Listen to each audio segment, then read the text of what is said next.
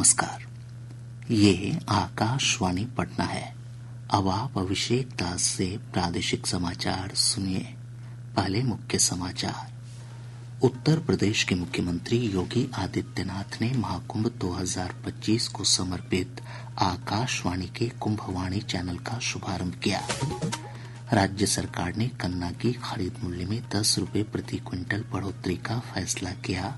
सीतामढ़ी और वैशाली में बनेगा नया औद्योगिक क्षेत्र।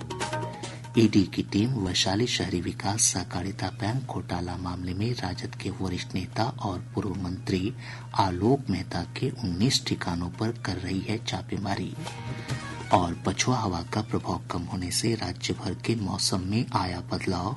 अगले 3 दिनों में ठंड में और कमी आने का पूर्वानुमान।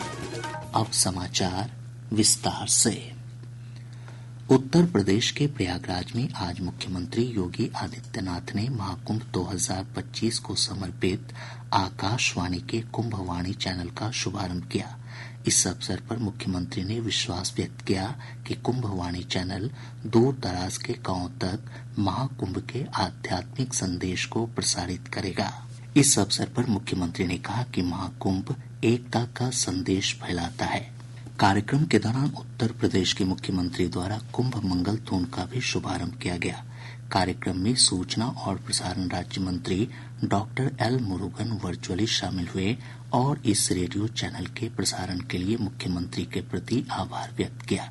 प्रसार भारती के अध्यक्ष डॉक्टर नवनीत कुमार सहगल ने कहा कि प्रसार भारती ने दूरदर्शन और आकाशवाणी के जरिए महाकुंभ के सीधे प्रसारण के व्यापक प्रबंध किए हैं। कुंभवाणी चैनल के माध्यम से शाही स्नान की लाइव कमेंट्री प्रसारित की जाएगी। आकाशवाणी का कुंभवाणी चैनल आज से 26 फरवरी तक प्रतिदिन सुबह 5:55 से रात्रि के 10:05 तक महाकुंभ की हर गतिविधि पर आधारित कार्यक्रम प्रसारित कर रहा है। यह कार्यक्रम 103.5 मेगाहर्ट्ज फ्रीक्वेंसी पर उपलब्ध होंगे।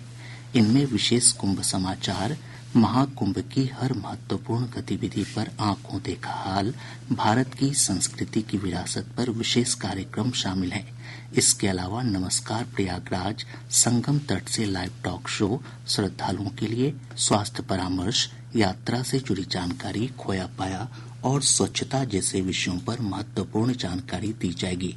Kumbhvani channel news on AIR और वेब्स OTT प्लेटफॉर्म पर भी उपलब्ध है। इस अवसर पर प्रसार भारती के अध्यक्ष डॉक्टर नवनीत कुमार सहगल, मुख्य कार्यकारी अधिकारी गौरव द्विवेदी, आकाशवाणी की महानिदेशक डॉक्टर प्रज्ञा पालीवाल गौड़, दूरदर्शन की महानिदेशक कंचन प्रसाद सहित कई गणमान्य लोग उपस्थित थे।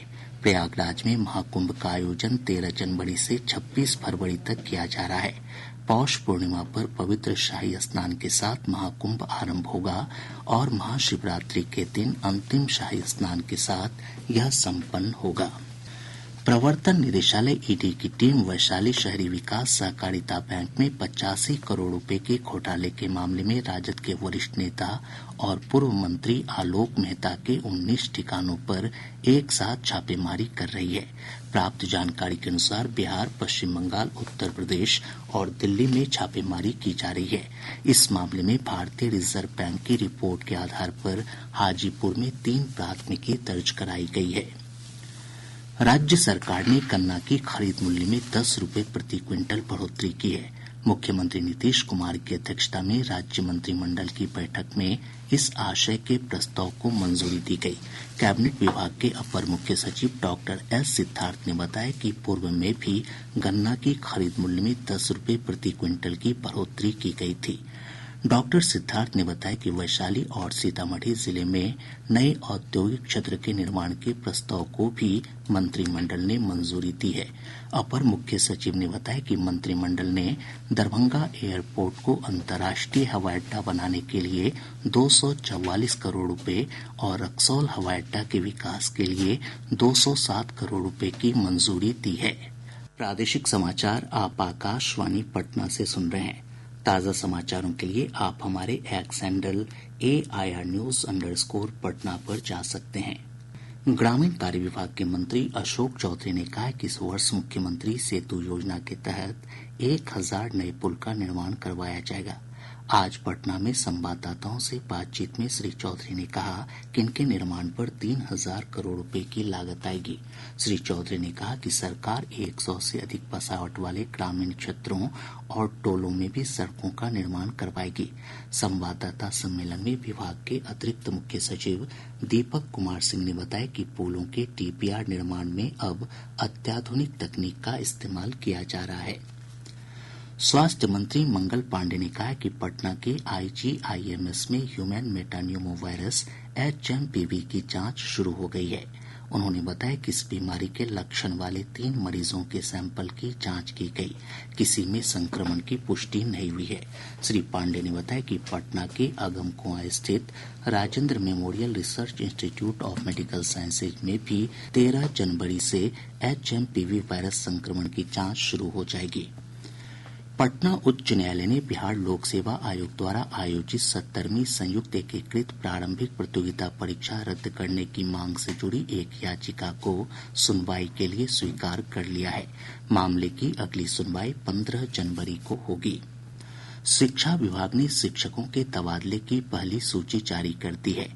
पहले चरण में कैंसर पीड़ित शिक्षकों का स्थानांतरण किया गया है। विभाग ने पत्र जारी कर कहा है कि 759 कैंसर पीड़ित शिक्षकों के आवेदन मिले थे। संबंधित जिला शिक्षा पदाधिकारी द्वारा स्थानांतरित शिक्षकों के पदस्थापना का आदेश कल तक जारी कर दिया जाएगा। शिक्षकों को 7 दिनों के अंदर नई पदस्थापना वाली जगह पर अपना योगदान सुनिश्चित करना होगा। बिहार पुलिस ने राज्य में 500 रुपए के जाली नोट मिलने की सूचना पर अलर्ट जारी किया है। आईजी विशेष शाखा ने इस संबंध में सभी जिलाधिकारी, पुलिस अधीक्षक और रेल पुलिस अधीक्षक को पत्र जारी किया है। पत्र में कहा गया है कि जाली नोट में रिजर्व बैंक ऑफ इंडिया की स्पेलिंग गलत है। ऐसे नोटों की बरामदगी को लेकर विशेष अभियान चलाए जाने और सतर्कता बरतने के निर्देश दिए गए हैं।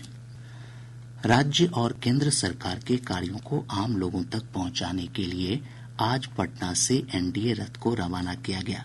यह रथ राज्य के विभिन्न हिस्सों में जाएगी। इस अवसर पर भाजपा, जदयू, लोक जनशक्ति पार्टी रामविलास, हिन्दुस्तानी आवाम मोर्चा और राष्ट्रीय लोक मोर्चा के प्रदेश अध्यक्ष उपस्थित थे।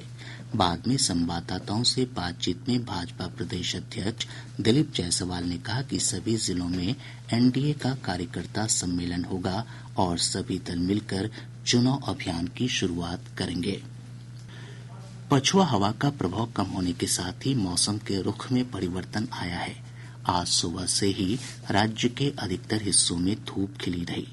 मौसम विज्ञान केंद्र पटना के वैज्ञानिक कुमार गौरव ने बताया कि अगले 3 दिनों के दौरान ठंड में और कमी आएगी। इधर पिछले 24 घंटों के दौरान 5 डिग्री सेल्सियस न्यूनतम तापमान के साथ डेहरी सबसे ठंडा स्थान रहा। केंद्रीय कृषि राज्य मंत्री रामनाथ ठाकुर को आज बिहार हिंदी साहित्य सम्मेलन की उच्च मानद उपाधि विद्या वारिधि से सम्मानित किया गया। पटना में विश्व हिंदी दिवस पर आयोजित कार्यक्रम में 20 साहित्यकारों को भी हिंदी रत्न पुरस्कार से सम्मानित किया गया। मधुबनी जिले के खुटौना और झांझपट्टी से पुलिस ने मिनीगन फैक्ट्री का उद्भेदन किया है।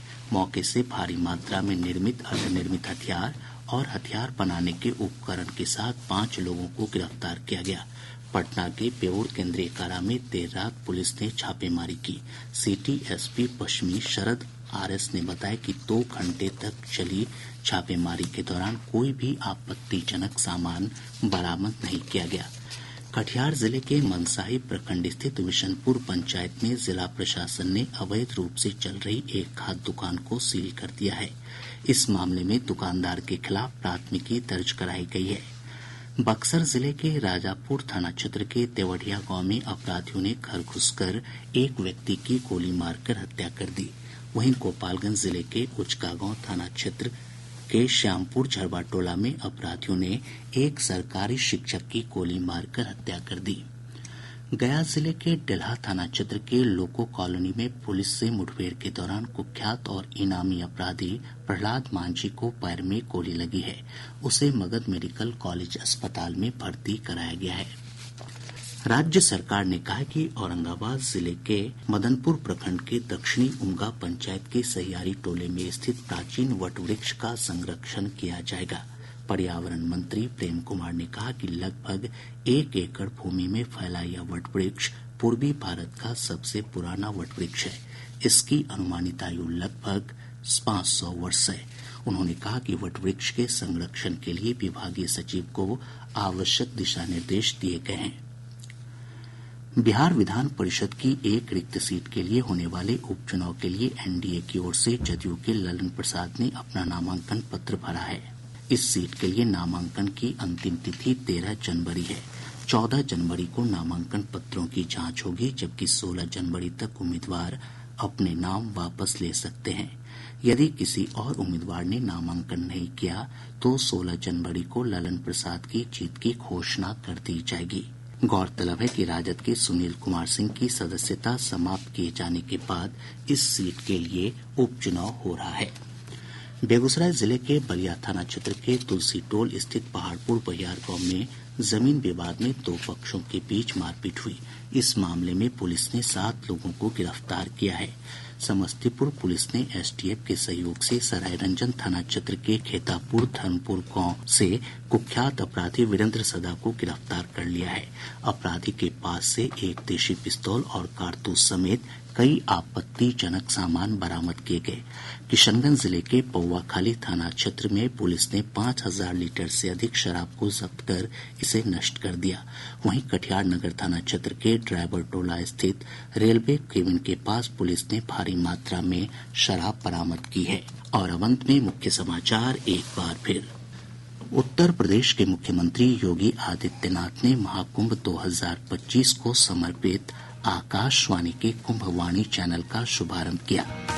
राज्य सरकार ने गन्ना के खरीद मूल्य में 10 रुपये प्रति क्विंटल बढ़ोतरी का फैसला किया।